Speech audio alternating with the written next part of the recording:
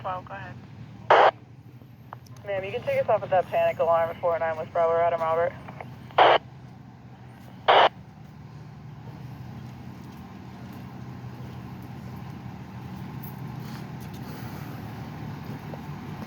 Adam Robert.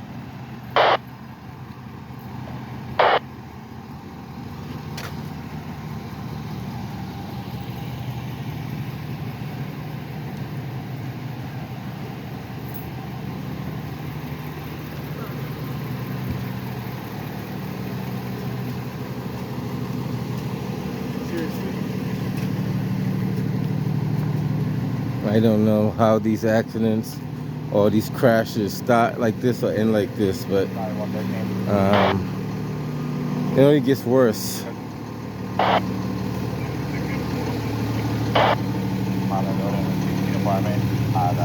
Exterior doors locked. You try to call back and see if we have to be warned.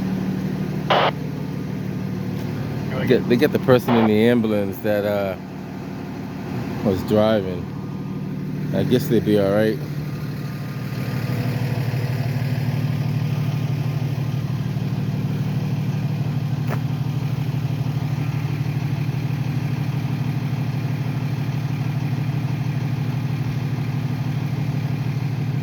Too sure how that happens. How's it going? Speed is definitely a factor for sure.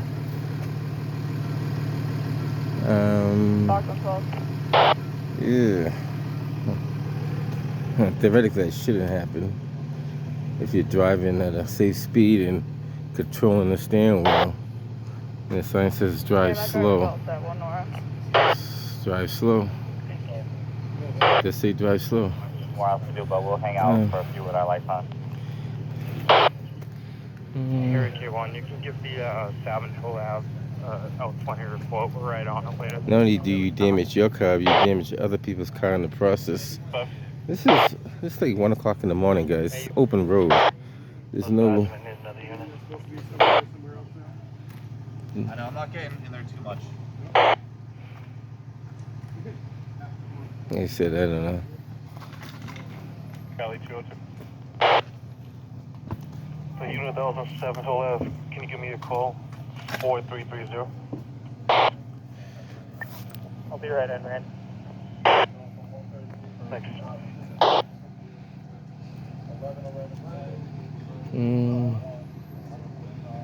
The car's kind of moved on the sidewalk.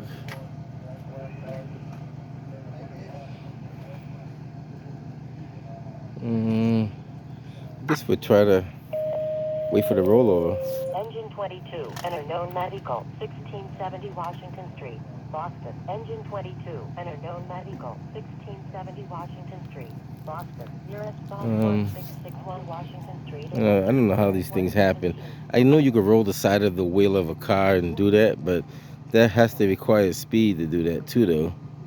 I mean, you can do it at slow speed, but the car will kind of hop up in the air, and if you turn away from it, it will come back down again. It won't actually roll over, because I've done it with a GMC Jimmy. If you roll the back tire of another vehicle, it brings the car up in the air about 3 feet, and all you do is turn into the skid, or turn away from the skid, I should say.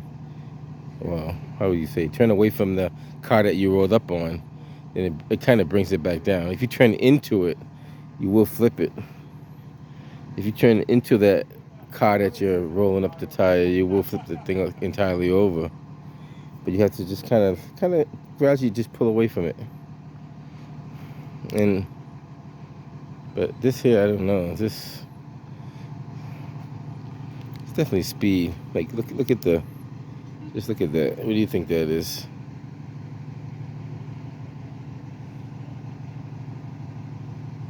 I just want to give an example of what it is. I mean, you can't make that up. 102 is EMS in dispatch. So you got 2 cars damaged in the process. Well, 3 cars, including the car that got rolled over. Yep, ambulance 11 is en route. I have that, thank you.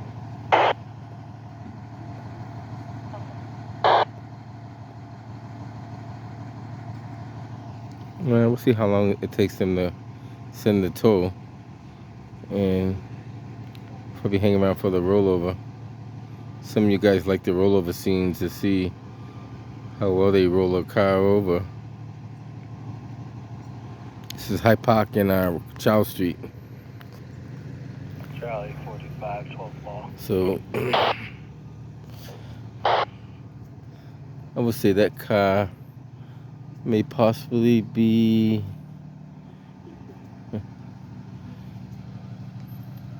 Wait, 431. so that's probably the area where they hit to cause the rollover. So this area right here, if you hit this front side to the rear tire to the other side of that car over there. Let me see so I can show what I'm talking about. That's the area that they hit.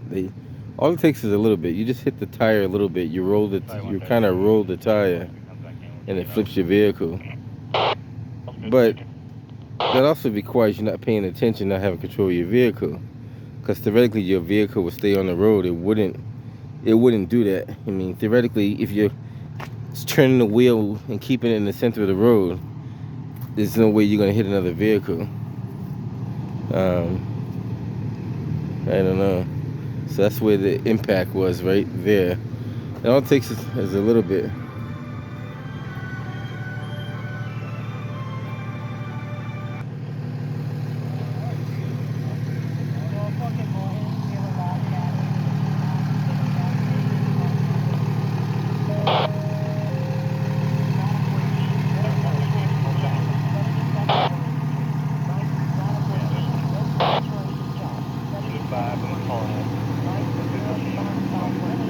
I guess we'll hang around for the tow.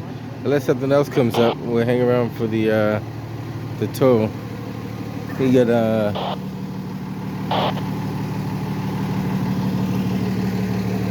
48. Not too sure what ladder company that is. That's like a spare, so I can't tell which one that is. That's the ambulance with the I guess the victim inside of. I don't know how you flip cars over nowadays, but it has to be speed. How else could you do that if it's not speed? Can I have one officer to the front desk? This has become an NIPD now. This is Roxana Street. 202, clear with an hour at the base. You can take us off of them. Is this a two-way street? This can't be a two-way street. Why is the stop sign facing this way? Area 104, clear with an hour. That doesn't make any sense. Is this a two-way street? Roxana and Charles. If this is a two-way street, then something's wrong with the city of Boston. There's no way that narrow street should be a two-way street. Bravo 982. If there's any officers on the perimeter of the area of Cunning and Howard and don't have crime scene tape up, can we please do that? So Boston police is investigating shots fired on Howard Ave. Howard Ave and Cunningham had multiple shots fired over there. Some guys take off on scooters. That's what you're listening to on that other end.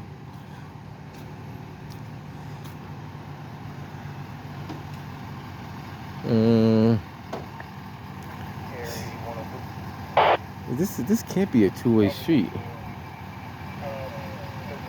So why is that stop sign facing this direction though? That doesn't make any sense.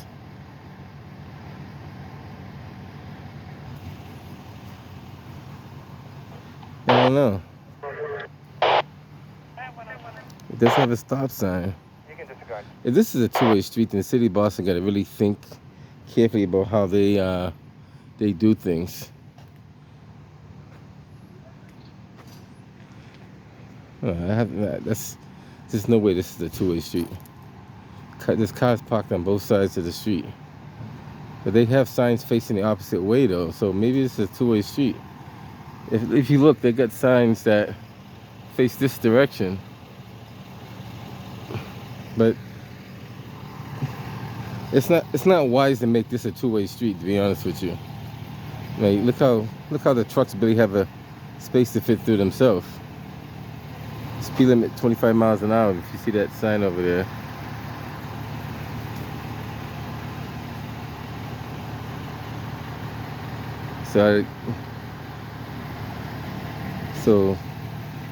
So supposing this is a two-way street based off of the signage, and if it is, somebody in the city of Boston should be fired.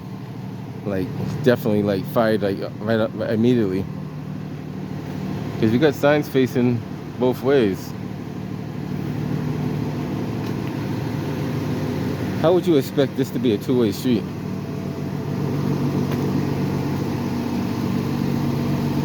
It's only endangering people's lives that try to make it a two-way street.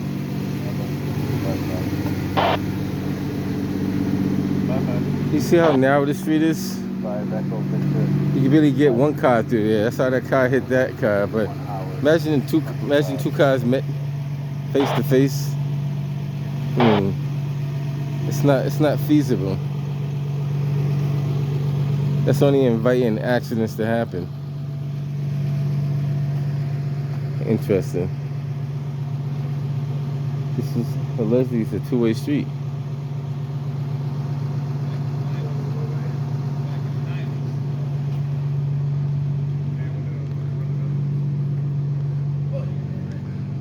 Why would you make a street this narrow with so many cars on either side? A two-way street. That car's kind of sticking out. It's a long stretch though too. I can see it was a small street, but this is a pretty long street to make it a. Yeah. Somebody better think about whoever's in charge of the city of Boston street planning. They should be looking for another job right now. They definitely should be looking for another job. The chief of streets. Who's that guy? Who's the new chief of streets? That claim he's the chief of streets? That guy right there. He should be getting fired. Just a heavy 103. Matter of fact, get rid of all of them and start off. We'll just get rid of them all. Start off fresh. I mean, all of them are no good. So just clean the slate. Fire alarm letter 14. Caller 3 to 4 Mills yelling at a female sitting on the sidewalk beside a vehicle. I guess the party let out and they're all kind of causing this. Do you have a caller? Let us know, please. I don't know. Allegedly, this is a two-way street based off the signage. Just a heavy 104. Like I said, I don't know. I don't make the rules on the road. Somebody decided to make this a two-way street. Got it. 252, send down the gentleman's court.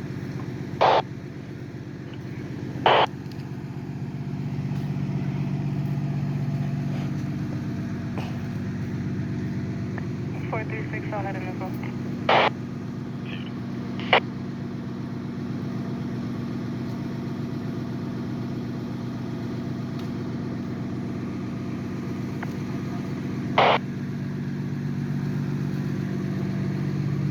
That car's trapped in the middle. It can't go forwards or backwards.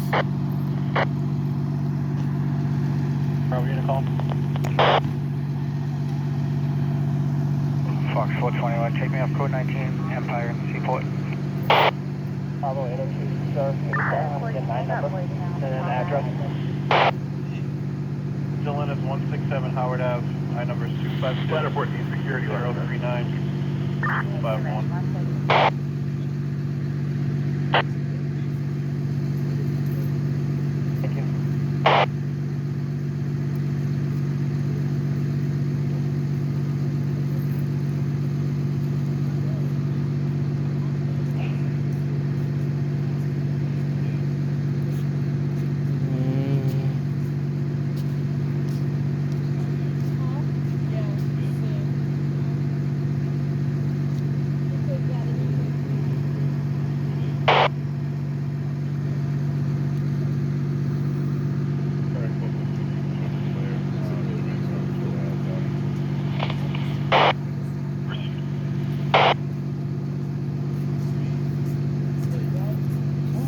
Speed and inexperience. Speed and inexperience.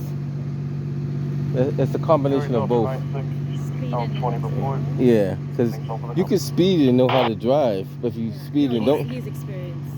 he wouldn't do, driver. he wouldn't do that if he was I think experienced. it must be with something, you know, how they say a bad toolsman always blames their Harry, tools. George, but- Charlie Roberts. No, you can't blame the tool. You blame yourself.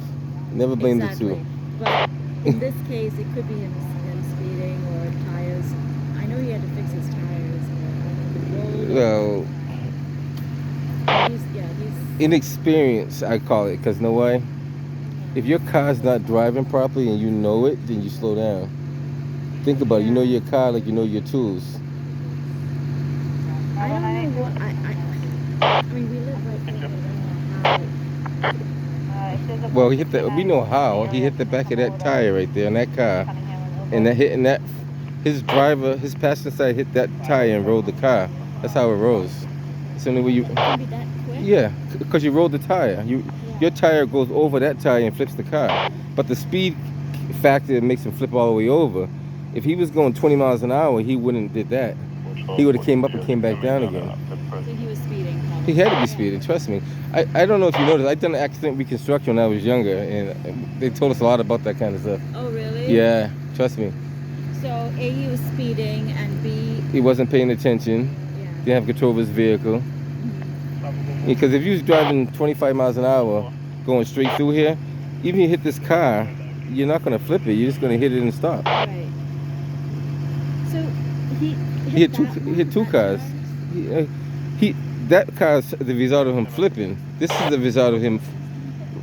Right, hit two cars.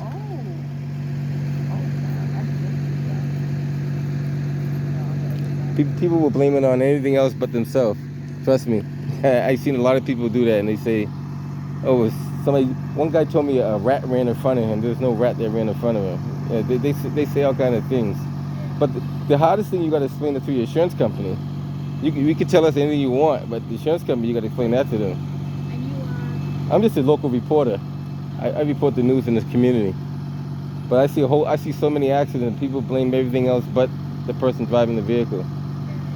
At the end of the day, when you hit two stationary vehicles, you're 100% at fault. There's no one else that's going to be at blame.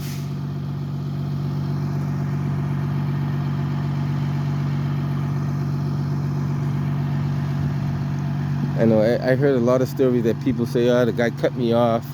The insurance company tells you to hit the car that cut you off. Because if you hit a parked car, you can't blame the guy that cut you off and took off. I mean, because he's no longer available. I learned that from my insurance adjuster a long time ago. He said, somebody cut you off, you stay in your lane and hit him. If you can't stop in time, just hit him. That's all you do. Because now you got somebody to say what happened. If he came out of a parking spot and cut you off, theoretically you're supposed to be able to slow down and not hit him. But if you're going fast enough that you hit him, then you got to explain why you was going so fast and you hit him. Anytime you come out of your lane, you're automatically assumed to be at fault. I mean, that's just the rules of the road. Especially if it's a solid line. And if you change without directionals, guess what? You're at fault. Like I said, we're hanging around for the tow. And you can say something's wrong with the tire, but if there's something wrong with the tire, then you should be driving at all. Then you shouldn't be going that fast. You know what I mean? You can make all kind of excuses, but ultimately you're still responsible for driving the vehicle. I don't know if you guys ever done this. Before you, they don't do it now. Before you start your car up, you're supposed to check all your fluids. Make sure all your fluids are topped off. No one does this. Check your tire pressure. Make sure all your mirrors are working. Check all your lights. Make sure your windshield wiper, your horn, all that stuff. When I worked at security, every time we took a vehicle, we had to do a checklist. We had to check everything on it, make sure it was working. If it was something that was damaged or something that wasn't working properly, we had to document it and have it fixed as soon as possible. So nowadays, people just hop in the vehicle, take off and drive. They never check their brake lights and make sure they're working. Very rarely do they check their tire pressure. The only fluids they really check is the gas fluid to make sure they have enough gas to get from A to B. But they never check the oil unless they see a check engine light or something like that. So the skill level has gone down a lot. Like even myself, I don't really check all those fluids all the time. I do check them every once in a while, but I don't check them Charlie 411. as much as I should. Remington out. But and some people don't know how to check it. They don't even know where to locate the oil, the transmission, the antifreeze. You ask them to find that stuff under their vehicle, they couldn't even find it. They really couldn't find it at all. Some people don't even know how to jump start a vehicle, which is sad, but that's absolutely true. I've seen people drive vehicles up to this day. They have no clue how to jump start a vehicle.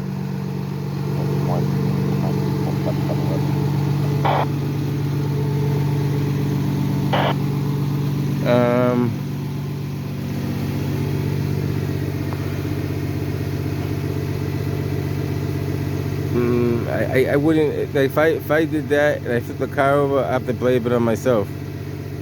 Either I was tired, I wasn't paying attention. I couldn't say I was, you know, I couldn't blame no one else for that. And you never blame the tools. You blame the operator of the tools. We call that, in my field of work, we call it user error.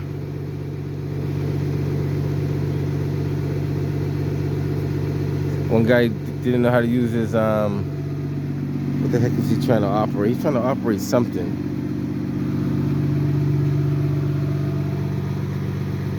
I think he was trying to light up, if I'm not mistaken, he was trying to light the pilot on a gas-powered water heater. And he couldn't light it because he wasn't reading the instructions. The instructions come on the hot water heater. And I came over there. I guess the guy spent like 4 hours trying to light the pilot. And it's one of the new ones where you just click the igniter and you hold down the button and you know, for 30 seconds and turn it to the other zone and wait for the blue light flash on that good stuff.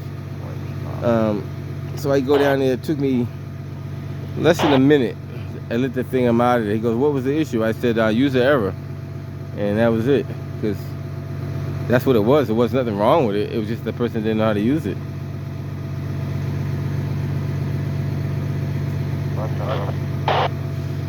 I'm not too sure who's gonna be the tow, but like I said, I try to hang around here as long as I can for the rollover. Let's hear another important call. I might head up out of here. We'll see.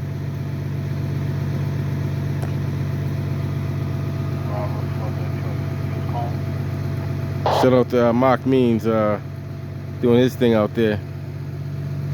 I see the stuff he be posting on Facebook. So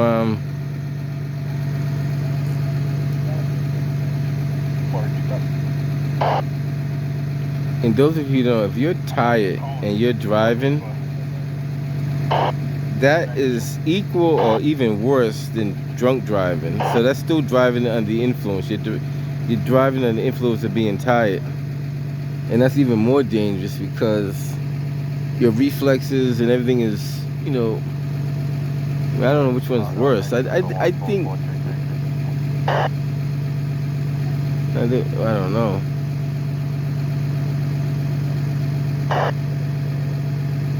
Yeah, it's a good question. Which one is worse? Well, drinking and driving is obviously a no-no. But when you're tired and you're driving, you have the same behavior as if you're drunk. Put it that way.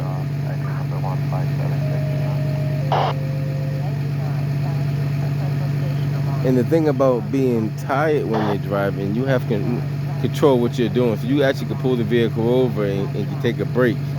You don't have to keep driving. But when you're drunk, you're not aware of what you're doing. So I think that makes it more dangerous because you're not aware of what you're doing.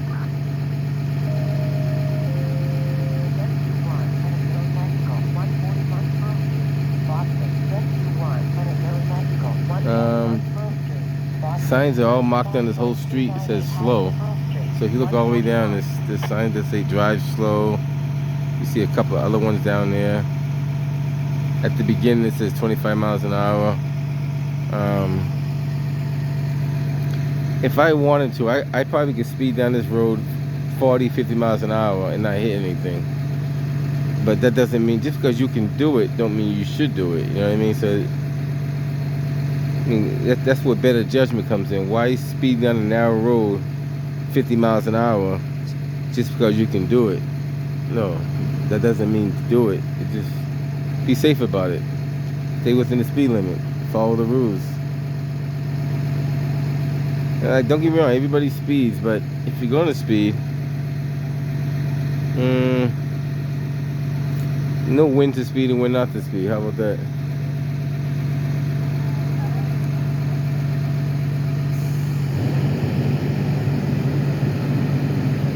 I'm gonna hang around for a little bit.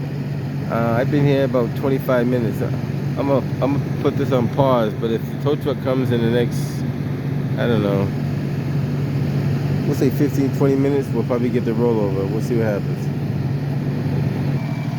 He's gonna back the ladder truck out of there so this car can get out of the middle.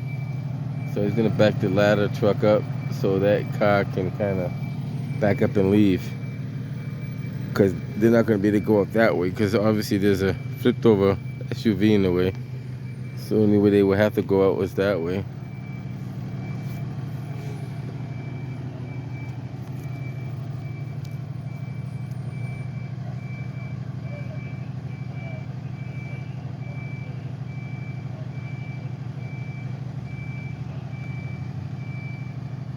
Even if the tow truck comes, he's better off coming the other way to do the rollover, because he got more space on the other side.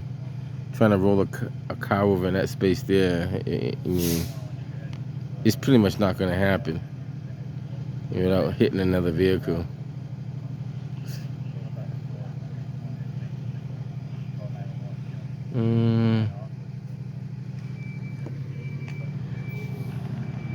Rescue 1 calling. You want? Woman's a patient from Boston EMS, approximately 25-year-old male, suspected overdose, one bystander, Narcan administered. He's now waking up. Okay, we'll update 146.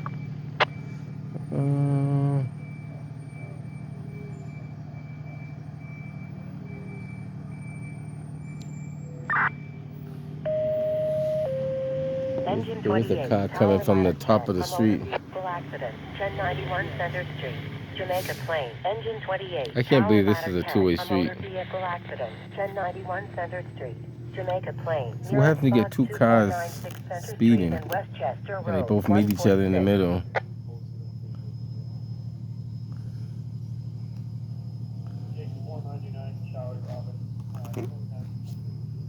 That's interesting. This is actually a two-way street.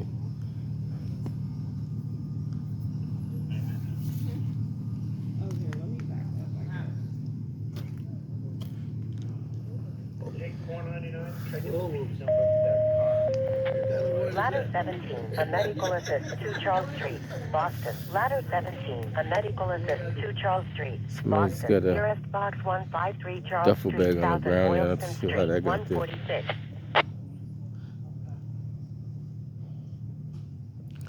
Like,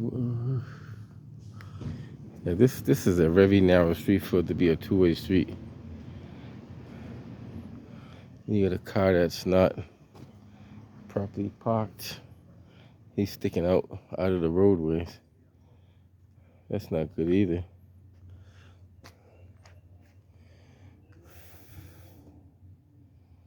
Interesting.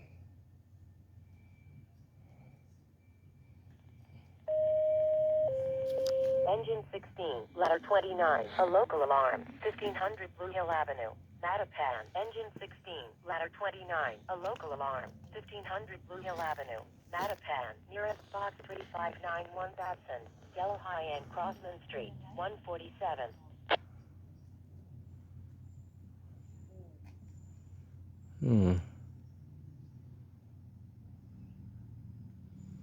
Like I said, we try to hang around for the tow scene. This thing's out of focus too. I'm not too sure if that's because of this. See what happens when I do that. Did that put it back in focus?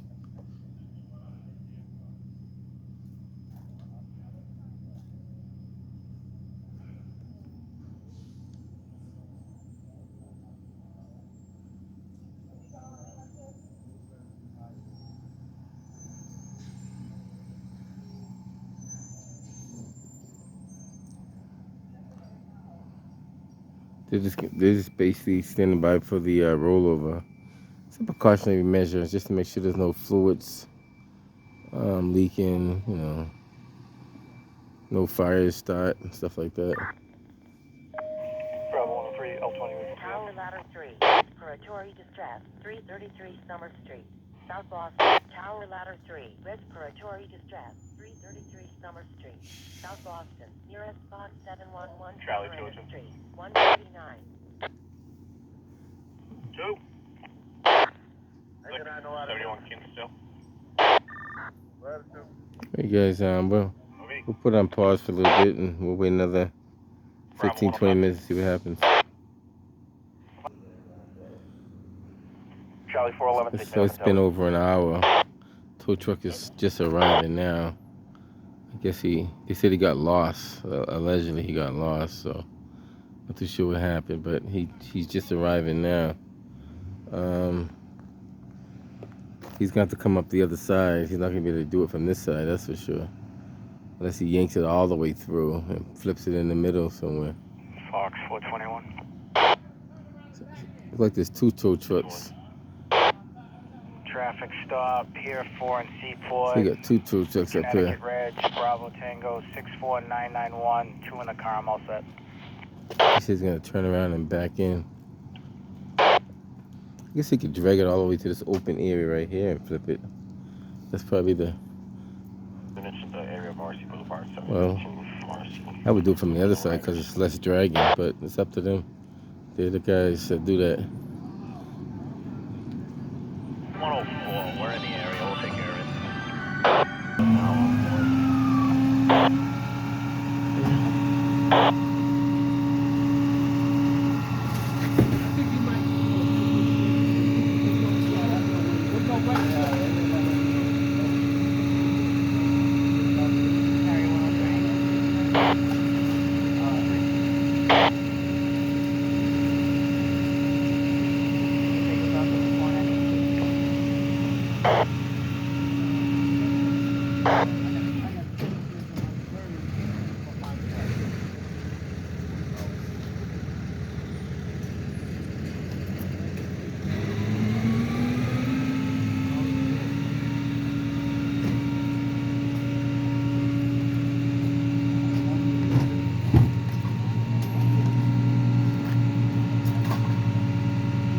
I guess they're gonna tow it just like that, upside down, and they're not gonna upright it.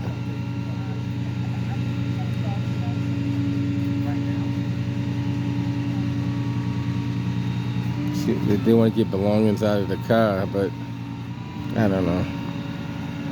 He's gonna yank it just the way it is.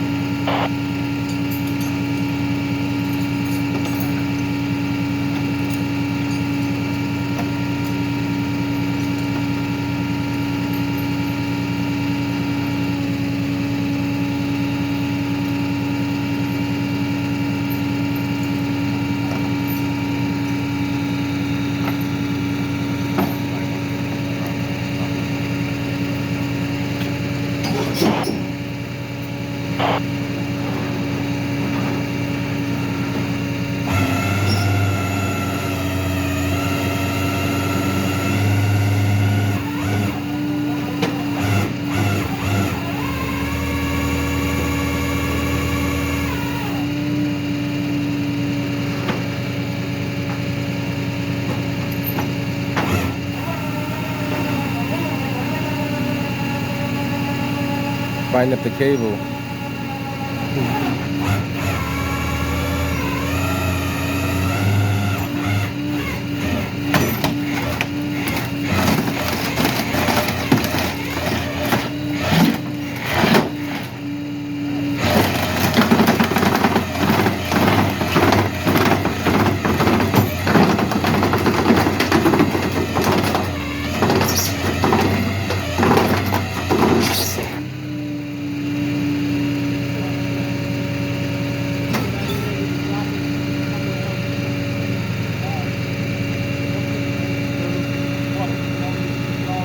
Now, Mark, I know you're going to comment on this.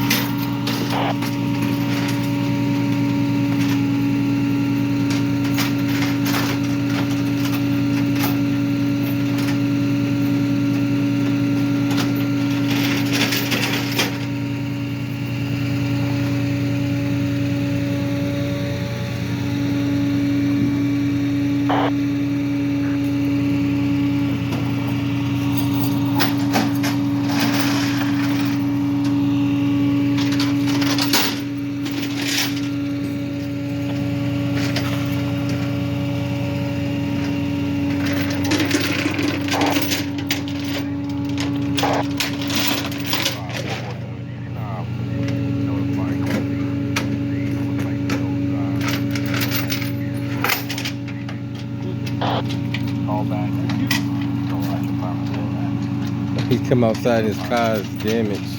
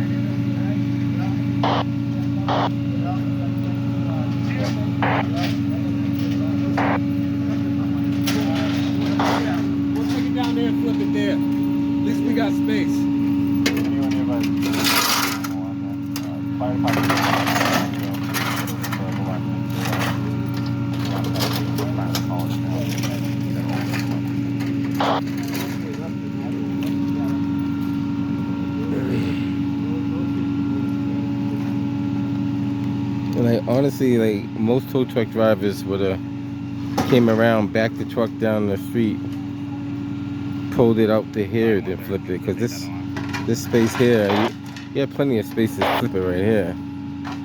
Right, you got a lot of space right there.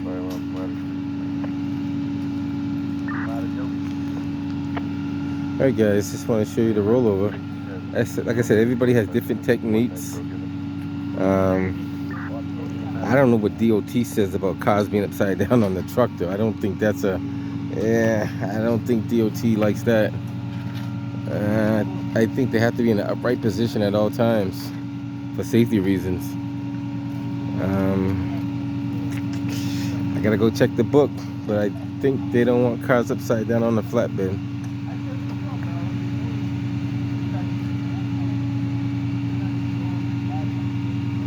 Well, fluid stays in your vehicle when it's in the right position. So when it's upside down, you know, you got more chances of fluid to leak out.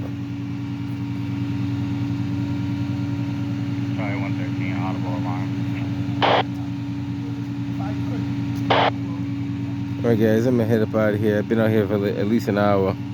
I got 40 minutes of footage, but over an hour of standing out here waiting for the tow truck. I guess he got lost. He couldn't find the street. Maybe he went to the wrong Charles Street. There is a Charles Street like downtown Boston. But you know, that wouldn't be area E though. So I don't know. Where would you? I don't know.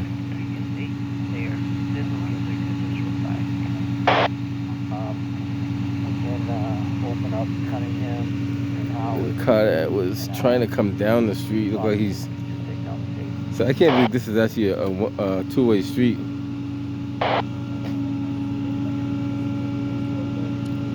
Bravo 982. I want a Form 26 from all the officers inside the end of the 12, please. Hey guys, let's let them do their magic and head up out of here. Guess we'll catch you guys on the next one.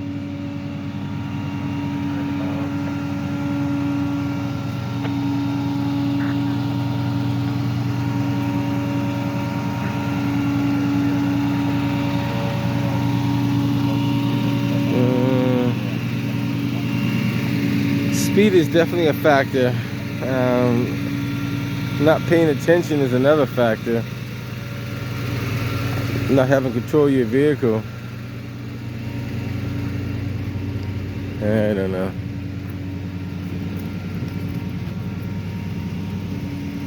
Alright guys, you get to see a crash. Single car rollover crash.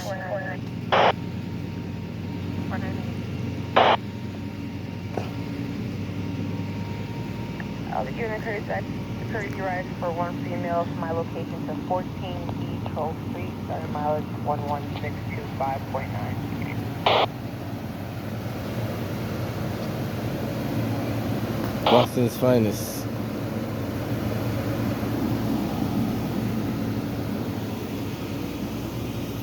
That's always open. Somebody said I don't know. I think always open in Metro. They might have joined during the same umbrella.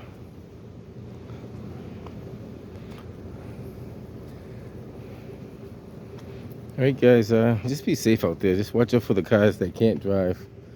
We're at Charles and Roxana. Catch you guys on the next one.